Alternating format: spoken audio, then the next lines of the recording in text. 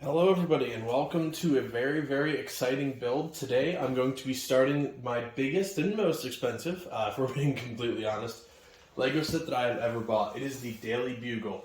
This bad boy is about 3 foot tall when it is finished and comes in just under 4,000 pieces. It is set number 76178. On my most recent trip to the Lego store, I had a list. I was going to spend about $200. Walk out of there with 3 to 4, maybe decent sized, and a couple small brickheads for Star Wars. I took one look at the Daily Bugle, took one look at the Lego store attendant at the register. She looked at me. She said, "You know you want the Daily Bugle more." And that was about the end of 350 of my dollars. So this set comes in at $349.99 USD. It's awesome. It is quite impressive. Now, I've been wanting this set for an absolute very long time. Spider-Man, just over Obi-Wan Kenobi, is actually my favorite fictional character of all time, so any and everything Star Wars and Marvel is huge for me. This is actually one of my first Marvel Lego sets. I have a couple from, I want to say, like 2008 range, because that was my biggest time of Lego collecting. This is the first Marvel set I've really bought in a while. I have a couple of Eternal sets that I bought just because they were extremely cheap on clearance, because nobody really wants them, including me.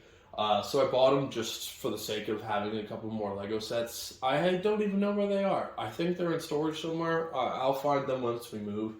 But yeah, the Daily Bugle. It is definitely one of the larger Lego sets that Lego's ever made. It is quite impressive, both in size and piece count.